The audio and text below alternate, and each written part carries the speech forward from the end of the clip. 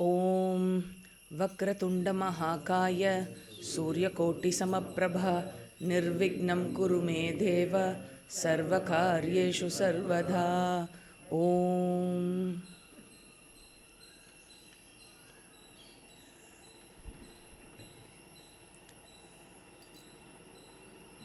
வேதாந்த மாணவர்கள் நம்ம உபனிஷத் படிக்கிறச்ச உபனிஷத்தில் இப்போது சாந்தோக்கிய உபனிஷத் ஷஷ்டோத்தியாயா படிக்கிறதுக்காக இங்கே சின்மயா கார்டன் வந்திருக்கோம். இந்த இடத்துல ஷஷ்டோத்தியாயத்தில் என்ன படிச்சுன்னு இருக்கோம்? சுருக்கமாக ஒரே வரியில் சொல்ல முடியுமா? தத்து துவம் அசி, தத்து பிரம்ம துவம் அசி, இதுதான் படிச்சுன்னு இருக்கோம். தத்து பிரம்ம அப்படின்னு சொல்கிறச்ச எந்த பிரம்மனை பற்றி சொல்கிறது? எப்படிப்பட்ட பிரம்மனை பற்றி உத்தாலகர் விளக்குறார் ஷஷ்டோத்தியாயத்தில்? பியோர், எஸ், சத்து பிரம்ம, பியோர் எக்ஸிஸ்டன்ஸ். எந்த சத்து சதேவ சௌமிய இதமக்ர ஆசீத் அப்படின்னு ஆரம்பித்தாரோ அந்த தத்து தத்து பிரம்ம துவமசி அப்படின்னு விளக்குறார். ஸோ இது அரூபம் அப்படின்னு சொல்லப்படுறது. அரூப ஞானம், பிரம்ம ஞானம், அரூப ஈஸ்வர ஞானம், பகவானினுடைய ரியல் ஸ்வரூபம் எது? சத் பிரம்ம. அந்த சத் பிரம்ம துவமசி, therefore you are one with Ishwara அப்படிங்கிறது அல்டிமேட்டாக ஒருத்தர் அடைய வேண்டிய ஞானம். இந்த ஞானத்தை அடைவதற்கு தகுதிகள் வேண்டும் அப்படின்னு சொல்லப்படுறது. தகுதி பெற்ற மனதால்தான் ஞானமானது அடையப்பட முடியும், இல்லையா? அந்த பாத்திரம் ஃபிட்டாக இருக்கணும். பாத்திரத்தில் பால் ஊற்றுறச்சே என்ன பண்ணுவோம்? பாத்திரம் ஷுட் பி க்ளீன். அன்க்ளீனாக இருக்கிற பாத்திரத்தில் பாலை விட்டோன்னா பால் பிரயோஜனப்படாமல் போயிடும். ஊற்றப்பட்ட பால் பிரயோஜனப்படாமல் போயிடும். அதே மாதிரி அன்ஃபிட்டாக இருக்கிற மைண்டில் ஞானம் கிரகிக்கப்பட்டாலும் அந்த ஞானம் பிரயோஜனத்தை கொடுக்காது. ஞானம் திரிஞ்சு போயிடும் அப்படி இல்லை, பிரயோஜனத்தை கொடுக்காது. ஆக என்னுடைய ஃபிட்னஸுக்கு நான் என்ன செய்யணும்? என்ன ஃபிட்னஸ்? மென்டல் ஃபிட்னஸ்க்கு, ஃபிசிக்கல் ஃபிட்னஸ்க்கு almost all of us are knowledgeable, sufficiently knowledgeable about that, இல்லையா? மென்டல் ஃபிட்னஸ்க்கு என்ன செய்யணும்? ஏன்னா this is one thing, generally பொதுவாக மக்கள் யாருமே அதை பற்றி அதில் இன்ட்ரெஸ்ட் காட்டினதோ கவலைப்பட்டதோ இல்லை. நம்மளுடைய ஃபிசிக்கல் நீட்ஸுக்காக பேங்க்கில் எஃப்டி போட்டு வச்சுருப்போம், எல்லாம் பண்ணி வச்சுருப்போம். நாளைக்கு தேவைப்படுமோ, எதுக்கு? நம்மளுடைய ஃபிசிக்கல் நீட்ஸுக்காக அப்படின்னு இன்சூரன்ஸ் எடுத்து வச்சுருப்போம், இல்லையா? இன்சூரன்ஸுங்கிறது என்னது? What is the principle of insurance? நீங்கள் ஒருவேளை ஏதாவது லாஸ் இருந்ததுன்னா அந்த லாஸை காம்பன்சேட் பண்ணுறதுக்காக இருக்கிற ஒரு சிஸ்டம்க்கு பேர் இன்சூரன்ஸ்னு பேர். கரெக்டாக? என்ன மாதிரியான லாஸு? Financial loss.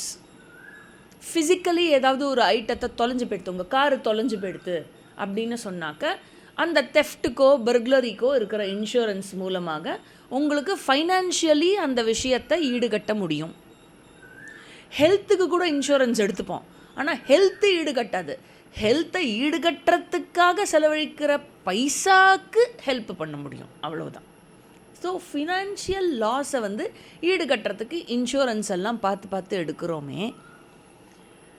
நம்மளுடைய இமோஷனலில், நம்மளுடைய மைண்டு லெவலில் இருக்கிற, சைக்கலாஜிக்கல் லெவலில் இருக்கிற லாஸுக்கு டவுன், அப் அண்ட் டவுன் போகிறது, இல்லையா? அப்பு போகிறச்சையும் நமக்கு லாஸ் ஆகிறது, டவுன் போகிறச்சையும் லாஸ் ஆகிறது. ரெண்டு இடத்துலையும் எக்ஸ்ட்ரீம் போகிறச்சே நம்மளை ஹேண்டில் பண்ண முடியாமல் போகிறது, இல்லையா? அந்த எக்ஸ்ட்ரீமிட்டிக்கு என்ன இன்சூரன்ஸ் எடுத்தாய்? இந்த எக்ஸ்ட்ரீமிட்டியை பேலன்ஸ் பண்ணாதான் துக்கேஷு துக்கேஷு அனுத்விக்னமனாக சுகேஷு விகதஸ்பிருஹா அப்படின்னு ஞானியோடைய நிலையை சொல்கிறது இல்லையா. ஸோ துக்கத்தில் உத்விக்னமாகவும் ஆகக்கூடாது, சந்தோஷத்தில் அப்படியே துள்ளி குதிக்கவும் கூடாது. அந்த பேலன்ஸு வரணும் மனசு வெளியில் சொல்ல, என்னுடைய எக்ஸ்ப்ரெஷனில் நான் கண்ட்ரோல்டாக இருக்கலாம், ஆனால் மனசு எப்படி இருக்குது, அந்த மனசை ஹேண்டில் பண்ணுறதுல எப்படி ஹேண்டில் பண்ணுறது, ராகத்வேஷத்தை பேலன்ஸ் பண்ணுறது எப்படி. ராகத்வேஷத்தை நீக்க முடியாது, டோட்டலாக நீக்க முடியாது, ஆனால் அதை நியூட்ரலைஸ் பண்ண முடியும், சஃபிஷியண்ட்டாக நியூட்ரலைஸ் பண்ண முடியும். அந்த நியூட்ரலைஸ் பண்ணுறதுன்னா என்ன, நடுநிலைப்படுத்துவது. நடுநிலைப்படுத்துறதுக்கு ஒரே ஒரு வழிதான் உள்ளது. பல வழிகளாக சொல்லப்பட்டாலும் பாட்டம் லைனில் அது ஒரு வழிதான். அது என்னது, ஈஸ்வர பக்தி, ஈஸ்வர ஆராதனம். இந்த ஈஸ்வர ஆராதனம் அப்படிங்கிறது 2 லெவலில் கொடுக்கப்படுறது. ஒன்று ஏகரூப ஈஸ்வர ஆராதனம், இன்னொன்று விஸ்வரூப ஆர் அநேக ரூப ஈஸ்வர ஆராதனம். எல்லாம் வல்ல இறைவனை, அவன்தான் எல்லா இடத்துலையும் இருக்கிறானே, அப்புறம் எதுக்கு நீங்கள் கோவிலில் ஒரு மூர்த்தியில் வழிபடுறேள் அப்படின்னு கேட்டாக்க, என்னுடைய மனசோடைய கெப்பாசிட்டிக்கு எல்லாமாக இருக்கும் இறைவனை கிரகிச்சு தாரணை பண்ணுற கெப்பாசிட்டி இல்லாததுனால முதல்ல ஒரு மூர்த்தியில் அதை வழிபடுறது இல்லையா. பாரதம் தான் எல்லா இடத்துலையும் இருக்கே, எதுக்கு ஃப்ளாகுக்கு சல்யூட் பண்ணுறேன்னு கேட்குற மாதிரி. எல்லா இடத்துலையும் சல்யூட் பண்ணிகிட்டே நம்ம போக முடியுமா? பாரதம் ஒரு இண்டிபெண்டன்ஸ் டேக்குள்ளே நீங்கள் காஷ்மீர்லேருந்து கன்னியாகுமரி வரைக்கும், குஜராத்லேருந்து அந்த பக்கம் மணிப்பூர் வரைக்கும், அசாம் வரைக்கும் சல்யூட் பண்ணிகிட்டே போகணுன்னா முடியுமா? என்டையர் பாரதத்தை ரெப்ரசன்ட் பண்ணுறதுக்கு அந்த மூவர்ண கொடியை வச்சு நம்ம அதை ஏற்றி எப்படி அந்த இடத்துல நம்மளுடைய பக்தியை அந்த இடத்துல வெளிப்படுத்துகிறோமோ பாரத மாதாக்கு, அதே போல் இது செக்யுலரில் இருக்கிற எக்ஸாம்பிள்னால அதை கொஞ்சம் சௌரியமாக இருக்குது சொல்கிறதுக்கு இல்லையா. அதே போல் எல்லாமாக இருக்கும் இறைவனை ஒரு மூர்த்தியில் கொண்டு வருது. ஒரு மூர்த்தியில் கொண்டு வரும்பொழுது இந்த என்டையர் ஜகத்தாக விளங்கி கொண்டிருக்கும் பகவானை எல்லா வேரியஸ் ஆஸ்பெக்ட்ஸ் ஆஃப் திஸ் ஜகத் இருக்கு இல்லையா, வேரியஸ் ஆஸ்பெக்ட்ஸ் ஆஃப் திஸ் ஜகத்துலேருந்து ஒரு பர்டிகுலர் ஆஸ்பெக்டை எடுத்து அந்த ஆஸ்பெக்டுக்கு ஒரு வடிவம் கொடுத்து அதை வழிபடுறோம். நம்ம அந்த மாதிரி ஒவ்வொரு ஆஸ்பெக்டையும் வழிபடுறோம். எல்லா பக்கமும் இருக்கிற வளம் ஐஸ்வர்யம் அப்படின்னா லக்ஷ்மி ரூபமாக, லக்ஷ்மியிலேயே நம்ம சப்டிவிஷன் வச்சுருக்கோம், தனலக்ஷ்மி, தானியலக்ஷ்மி, இந்த மாதிரி இல்லையா. அது மாதிரி நிறைய சப்டிவிஷன் வச்சுருக்கோம், அஷ்டலக்ஷ்மி வச்சுருக்கோம். ஒவ்வொரு டிபார்ட்மெண்ட், டோட்டல் வெல்த்து ஒரு டிபார்ட்மெண்ட், அதில் சப் டிபார்ட்மெண்ட் இருக்குது.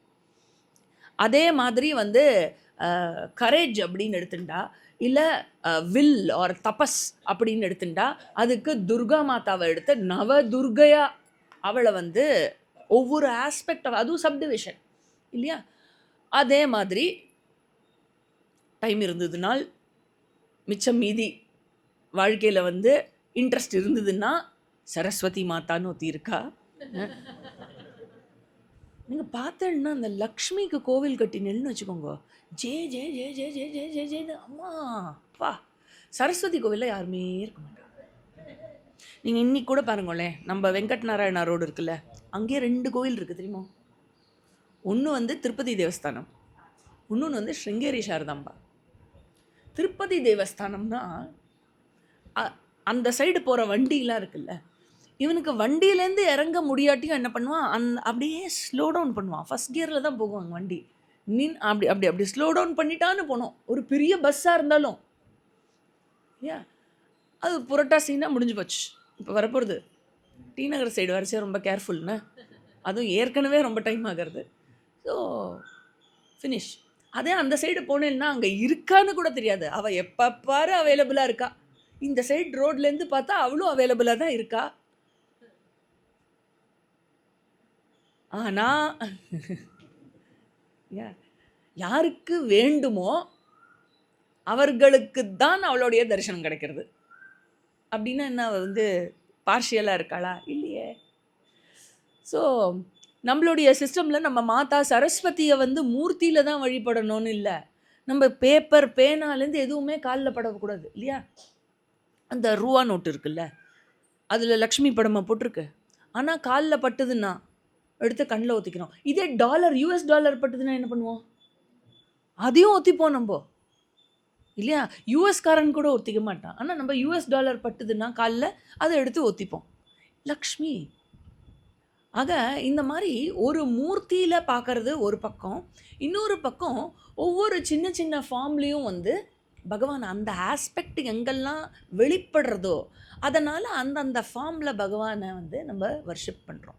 இதனால தான் வந்து மரத்தை கும்பிடுற, கல்லை கும்பிடுற, அதை கும்பிடுற, இதை கும்பிடுற அப்படின்னு சொன்னாக்க அது வந்து ஏதோ மூட நம்பிக்கையோ பைத்தியக்காரத்தனமோ இல்லை.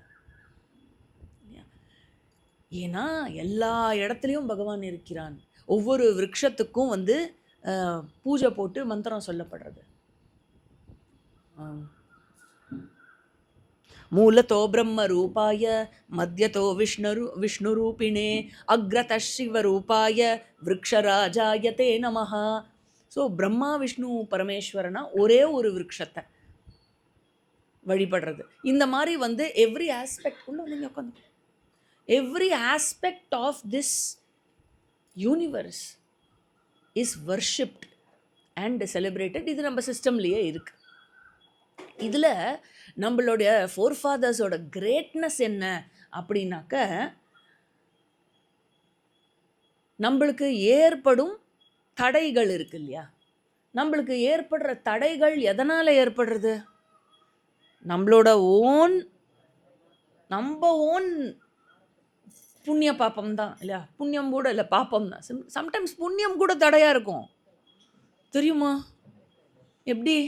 If you have a very loving family, நீங்கள் கேம்புக்கு கிளம்புறச்சு ப்ளீஸ் என்ன விட்டு போகாதே அப்படின்னு அழுதான்னு வச்சுக்கோங்க. இப்போ நான் என்ன பண்ணுறது? இந்த மாதிரி ஒரு பர்சன் எனக்கு அமைஞ்சது டெஃபினெட்லி யாருக்கும் அமையாது இல்லையா? இந்த மாதிரியெல்லாம் நம்மளுக்காக யார் ஏங்குறா? என்னால் நீ இல்லாமல் இருக்க முடியாது அப்படின்னு யார் ஏங்குறா?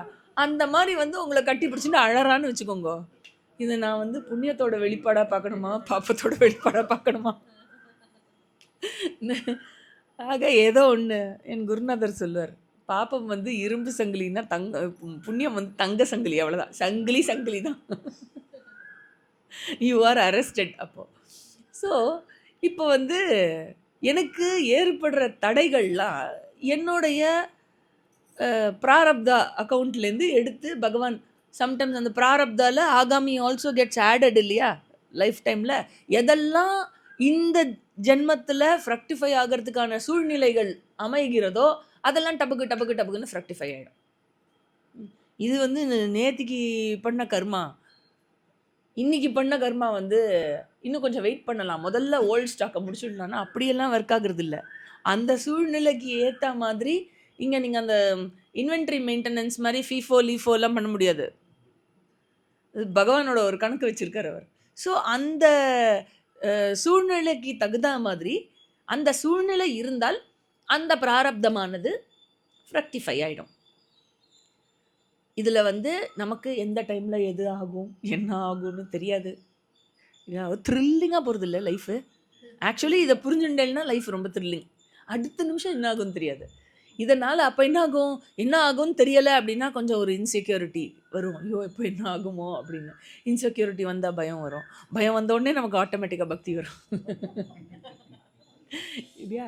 ஸோ அர்த்தார்த்தி அதுலேருந்து தான் மேலே எழுந்து வந்து ஒரு ஜிக்ஞாசு பக்தன் ஆகிறவன் கடைசியில் அவன் என்ன பார்க்குறான்னா எவ்ரி ஆஸ்பெக்ட் ஈஸ்வரனாக இருக்கிறச்சே ஸ்ரீருத்ரத்தில் சொல்கிறது, நமஸ்தே அஸ்து தன்வனே பாஹுப்யா முததே நமஹா இல்லையா? அவர் சிவன் இருக்கார் இல்லையா? அவர் கையில் ஒரு தனுஷ் இருக்குது. அவர் கையில் இருக்கிற தனுஷ்க்கு பேர் என்ன? பினாக்கா பாணின்னு பேர். அந்த தனுஷ் ஒன்று வச்சுட்டு இருக்காராம். அந்த தனுஷை வச்சு எண்ட்லெஸ்ஸாக அம்பை விட்டுட்டே இருப்பாராம். யார் மேலே? நம்ம மேலே தான். அந்த அம்பெல்லாம் என்னது தெரியுமோ? நம்மளோடைய பாப்பம் எல்லாத்தையும் எடுத்து அந்தந்த டைமில் ஷூட் பண்ணிகிட்டே இருப்பாராம். ஏ மகேஸ்வரா, உனக்கு நமஸ்காரம், உன்னுடைய தனுஷுக்கு நமஸ்காரம், அந்த தனுஷை பிடிச்சிட்டு இருக்கிற கைக்கு நமஸ்காரம், நீ விடுற அம்புக்கு நமஸ்காரம், ஐயா என்னை மட்டும் காப்பாற்றேன் அப்படின்னு அபயம் நாடி அவர் காலில், அதாவது ஃப்ரம் ஆப்ஸ்டக்கிள்ஸ், எனக்கு ஏற்படுற ஆப்ஸ்டக்கிள்லாம் வந்து யார் இதை வேண்டிக்கிறா? ஒரு ஜிக்ஞாசு பக்தன் என்ன கேட்பான்? எனக்கு படிக்கிறதுக்கு தடை வரக்கூடாது, என்னோட ஞான சாதனையை நான் எடுத்துகிட்டு பண்ணுறச்சு அதில் தடை வரக்கூடாது, கிளாஸ் போகிறதுக்கு தடை வரக்கூடாது, கேம்ப் போகிறதுக்கு தடை வரக்கூடாது. இதெல்லாம் ஏதாவது தடை வந்ததுன்னா கொஞ்சம் ஒரு 2 நாள் தள்ளி வச்சுக்கோயேன், முடிச்சுட்டு வந்துடுறேன், நான் இனி இந்த அம்பை விட்டே தான் தீருவேன் அப்படின்னாக்க ஜஸ்ட்டு ஒரு 2 நாள் 4 நாள் போஸ்ட்போன்மெண்ட் கேட்குறேன், அவ்வளவுதான். ஆக நம்மளோட சிஸ்டம் எவ்வளோ கிரேட்டுனா, when we say the entire universe is Ishwara, entirely it is Ishwara, மிச்சம் மீதி இல்லாமல். இதெல்லாம் அப்டக்கிள், இதெல்லாம் ஈஸ்வரா கிடையாது, அப்படிலாம் இல்லை. அந்த உங்களுக்கு வரக்கூடிய ஆப்ஸ்டக்கிள் எல்லாத்தையும் ஒரு தேவதா ஃபார்மில் வந்து ஒரு ரூபமாக கொண்டு வரணும்னா விநாயகா, பிள்ளையார். ஆப்ஸ்டக்கிளா? ஆமாம், உங்களுக்கு ஏற்படுற தடையெல்லாம் பிள்ளையார் வந்திருக்காருன்னு அர்த்தம். தடை வந்ததுன்னா பிள்ளையார் வந்திருக்காருன்னு அர்த்தம். அப்போ என்ன பண்ண முடியும்? பிள்ளையார் வந்தாருன்னா நீங்கள் என்ன செய்வேள்? பிள்ளையார் உங்கள் முன்னாடி வந்தால் நீங்கள் என்ன செய்வேள்? நமஸ்காரம் பண்ணுவேள் இல்லையா? தேர்ஃபோர் எதுக்கு நமஸ்காரம் பண்ணுறேன்? ஃபர்கிவன்ஸ், மன்னிச்சுட, என்னை ஏதாவது தப்பு பண்ணியிருந்தா என்னை மன்னிச்சுடு, எனக்கு இந்த தடையை நீக்கிடு, எனக்கு இந்த தடையை கொடுக்காத அப்படின்னு கேட்போம் இல்லையா? ஆக எவன் ஒருவன் விக்ன கர்த்தாவாக வழிபடப்படுகிறானோ அவனேதான் விக்ன ஹர்த்தாவாகவும் வழிபடப்படுகிறான். அவன்தான் எனக்கு துன்பத்தை உண்டு பண்ணுறான். எதுக்காக துன்பத்தை உண்டு பண்ணுறான்? என்னோட பாப்பத்தை கழிக்கிறதுக்காகத்தான். அவுட் ஆஃப் கம்பேஷன், என் மேலே ஏதோ வஞ்சனையோ கோவமோ வச்சு சேரேன் பாரு, அப்படிலாம் எதுவும் இல்லை இல்லையா? என்னுடைய அக்கௌண்ட்டில் இருக்கிற பாப்பத்தை கழிக்கிறதுக்காக வேண்டி அவன் எனக்கு அந்த துன்பங்களை கொடுக்கிறான். அவனை வேண்டிக்கிறது மூலமாக அந்த துன்பத்தை கடப்பதற்கான தெம்பும் கிடைக்கும், அந்த துன்பமும் விலகும். ஆக விக்ன விநாயகனை, விக்னேஸ்வரனை விக்னத்தை கொடுப்பவனாகவும் அவனே விக்னத்தை விலக்குபவனாகவும் வழிபட்டோம் அப்படின்னு சொன்னாக்க நம்மளுக்கு நம்மளுடைய சாதனையில் நமக்கு வேறு எதுவும் வேர்ல்டுலி நடக்கிறதெல்லாம் சிலதெல்லாம் நம்ம கண்ட்ரோலில் இருக்கும், சிலதெல்லாம் நம்ம கண்ட்ரோலில் இருக்காது இல்லையா? அதனால் அந்த விஷயத்தில் நம்ம எந்த அளவுக்கு இன்ஃப்ளூயன்ஸ் பண்ண முடியுமோ பண்ணுறோம். ஆனால் நம்மளுக்கு என்ன ரொம்ப முக்கியம் அப்படின்னா, நம்மளுடைய சாதனையில் இந்த வேதாந்த மார்க்கத்தில் நமக்கு தடைகள் வராமல் இருக்க வேண்டும். எந்த விதத்துலேயுமே என்ன 3 தடை வர முடியும்? ஆத்தியாத்மிக, ஆதி பௌத்திக, ஆதி தெய்வீக. இந்த 3 லெவல்லையும் நமக்கு தடைகள் வராமல் அவன் தடுத்து நம்மளை ஆட்கொள்ள வேண்டும் அப்படிங்கிற பிரார்த்தனையோட இங்கே இருப்பவர் யார்? நர்தன கணபதி. நர்தனம் அப்படின்னா எப்போ? ஆனந்த களிப்பு இல்லையா? ஸோ அந்த ஹா ஊ ஹா ஊ ஹா ஊ அப்படின்னு அந்த பிருகுவல்லி முடிஞ்சது இல்லையா? அந்த பிரம்ம ஞானத்தினுடைய அந்த அந்த எக்ஸ்ப்ரெஷன் ஆஃப் என்ன சொல்கிறது, நிஷ்டா இருக்கு இல்லையா? அதை வந்து சிம்பலைஸ் பண்ணுற, அதை ஒரு ஒரு ஃபார்மில் சிம்பலைஸ் பண்ணணுன்னா அது நர்தன கணபதி. அதனால் அவரை வந்து இந்த ஞானத்தை நமக்கு நன்னா தெளிவாக புரிய வைக்கிறதுக்கு என்னென்னலாம் விக்னங்கள் இருக்கிறதோ எக்ஸ்டர்னலி அண்ட் ஆல்சோ இன்டர்னலி என்னுடைய சம்ஸ்காரத்தில் இருக்கிற எல்லா தடைகளையும் நீக்கி விடுமாறு நம்ம வந்து பிரார்த்தனை பண்ணிக்கலாம். இதோட அந்த பிரார்த்தனையோட இந்த சத்சங்கத்தை முடிச்சுப்போம். ஓம் பூர்ணமத பூர்ணமிதம் பூர்ணாத் பூர்ணமுதச்யதே பூர்ணஸ்ய பூர்ணமாதாய பூர்ணமேவாவசிஷ்யதே. ஓம் சாந்தி சாந்தி சாந்தி. ஹரி ஓம். ஸ்ரீ குருभ्यो நமः. ஹரி ஓம்.